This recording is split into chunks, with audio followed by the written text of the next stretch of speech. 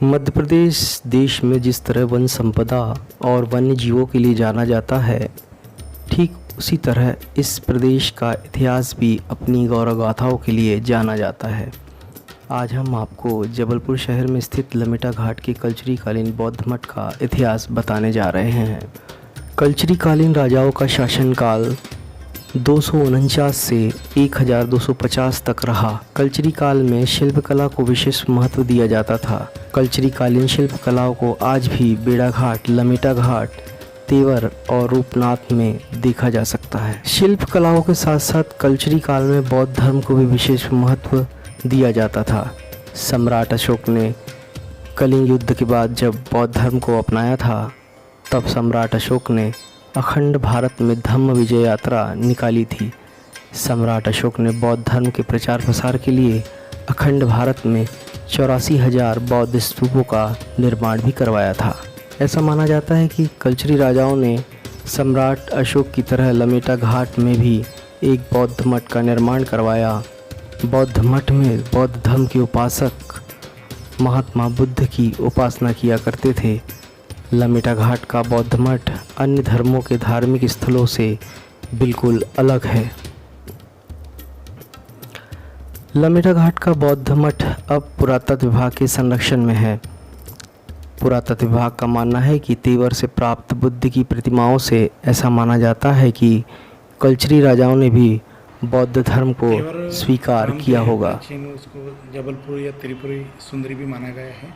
वहाँ से पूर्व में लगभग 5 प्रतिमाएं बौद्धकालीन बौद्ध धर्म से संबंधित प्राप्त हुई है, जिनको वर्तमान में रानी दुर्गावती संग्रहालय के इंडेक्स भित्तिका में प्रदर्शित कर रखा है, जिनका पीरियड है लगभग 10वीं शताब्दी। अब मिलने का ये कारण है कि उस समय में जो भी शासक रहा है जिसने बौद्ध धर्म को भी प्रश्रय दिया, इसलिए बौद्ध प्रतिमाएं प्राप्त हुई। 10वीं शताब्दी, लगभग 10वीं शताब्दी। ये कल्चरी पीरियड।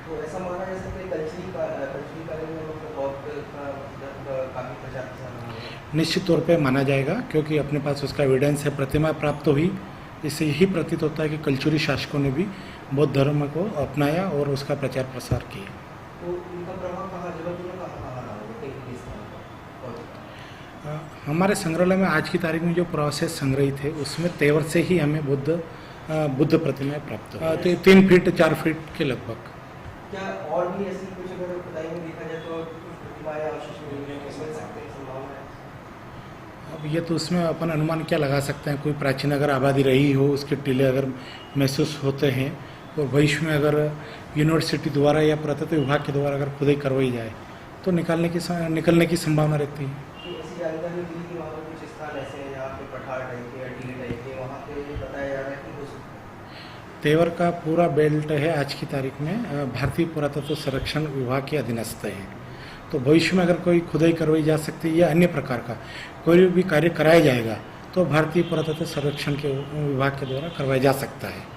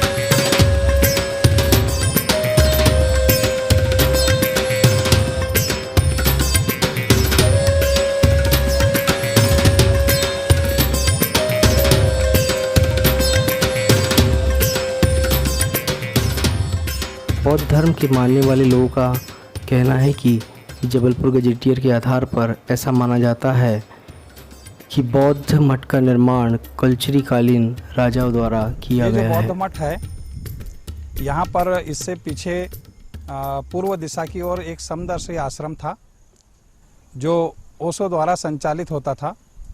तो उनके द्वारा ये मठ को कैप्चर कर लिया गया था। तो हमारे जबलपुर शहर के बौद्ध अनुयायी द्वारा सामूहिक रूप से प्रयास किया गया और इसे समदर्शी आश्रम से मुक्त कराया गया।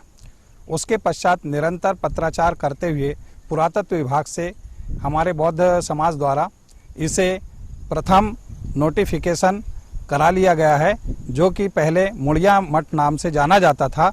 अब हमारे बौद्ध अनुयायी द्वारा इन्हें प्रयास कर बौद्ध मठ के नाम से प्रकाशन के लिए प्रयास किया जा रहा है। अच्छा, ये कैसे खोज करी आपने कि ये बौद्ध मठ ही है? यहाँ पर बहुत सारे मंदिर है क्षेत्र में, और उन मंदिरों की बनावट और इस मठ की बनावट में थोड़ा सा अंतर है। आपने देखा होगा कि इसके ऊपरी जो टॉप लेवल है वो मुड़ा हुआ है। यह पूर्व से लोग यहाँ क्षेत्रीय निवासी लोग इसे मुड़िया मठ के नाम से जानते थे, लेकिन हमने देखा कि ये मुड़िया मठ वास्तव में है क्या। तो यहाँ मंदिरों की बनावट और गिरजाघरों की बनावट तथा गुरुद्वारों की बनावट से ये भिन्न है। इसलिए यहाँ के जो पुरातत्व विभाग संग्रहालय रानी दुर्गावती संग्रहालय के जो जॉइंट डायरेक्टर है सक्सेना जी, इनसे चर्चा करने पर हमें ये पता चला कि यह जो है मुड़िया मठ वास्तव में बौद्ध मठ रहा होगा। कितने साल पुराना होगा ये? जबलपुर गजेटियर के आधार पर यह माना जाता है कि यह कल्चुरी कालीन निर्मित है। क्या कल्चुरी कालीन में बौद्ध का प्रभाव रहा होगा? हाँ, तत्कालीन समय में बौद्ध का प्रभाव जबलपुर शहर के आसपास के क्षेत्रों में भी देखने को मिलता है। यहाँ जबलपुर से आसपास तेवर है, भीटा है, लमेटा घाट है, ग्वारी घाट है, ऐसे क्षेत्रों में भी देखने को बौद्ध अवशेष मिलते हैं। तेवर के पास भी तारा देवी की मूर्ति खंडित रूप में प्राप्त हुई थी। उसके अलावा बुद्ध की 6 मूर्तियाँ प्राप्त हुई है, जो जबलपुर संग्रहालय में रानी दुर्गावती संग्रहालय में संग्रहित। कुछ साल पहले जब पेपर आदि के माध्यम से और हमारे बौद्ध समाज के जो कार्यकर्ता हैं वो इस खोज में ही रहते हैं कहाँ क्या मिल रहा है। जैसे अभी डोमा राव जी ने बतलाया कि नर्मदा के तट पे बहती हुई प्रतिमा मिली थी। तो 1956 के बाद 60-65 की ये बात होगी, तब यह प्रतिमा बहते हुए ग्वारी घाट में मिली थी। उस समय के बाद वह मूर्ति शायद यहाँ से दिल्ली या भोपाल के पुरातत्व विभाग में चली गई, और हमारा समाज अल्पसंख्यक में होने के कारण वह अधिक उस समय वो नहीं कर पाया। लेकिन जैसे जैसे उसकी जानकारी मिलती गई, उसी आधार पे इस मड़िया मठ जो बौद्ध मठ है इसकी भी जानकारी पेपर के माध्यम से हुई। तब हम लोगों ने यहाँ आना प्रारंभ किया और इस बौद्ध मठ को के लिए लड़ाई चालू की शासन से। तब शासन ने इसे बौद्ध मठ के नाम से घोषित किया। कितने लोग अपने बौद्ध समुदाय के पाते हैं? यहाँ करीब 1500 लोग हर कार्यक्रम में उपस्थित होते हैं। तो इसको विकसित करने के लिए सरकार से या प्रशासन से आपने कोई डिमांड रखी, पत्राचार? हाँ, सरकार से पत्राचार इसका चल रहा है और इसके विकास के लिए भी हम लोग डिमांड कर रहे हैं कि यहाँ जो नजूल की ज़मीन है उस ज़मीन को हमारी संस्थाओं को देना चाहिए, बौद्धों को देना चाहिए, हाँ, आवंटित करे। और इसके आने जाने का जो मार्ग है उसको मुख्य मार्ग से जोड़ने का प्रयास कर रहे हैं। तो शासन की तरफ से आप लोगों ने लगातार की करी, तो शासन का क्या रुख रहा है इससे? शासन ने अभी तो लिखित में कुछ आश्वासन दिया नहीं है। शासन गवाही कार्यवाही चल रही है इस पे। बौद्ध धर्म के जानकारों का मानना है कि जबलपुर सम्राट अशोक के शासनकाल में एक व्यापारिक मार्ग हुआ करता था। यह व्यापारिक मार्ग रूपनाथ पठार से गुजरात के भरूच तक जाता था। रूपनाथ में सम्राट अशोक द्वारा लिखित शिलालेख आज भी मौजूद है, जिसकी देखरेख भारतीय पुरातत्व विभाग द्वारा की जाती है। जबलपुर में बौद्धकालीन अवशेषों के मिलने से यह सिद्ध हो गया है कि प्राचीन काल में सम्राट अशोक और बौद्ध धर्म का खासा प्रभाव था।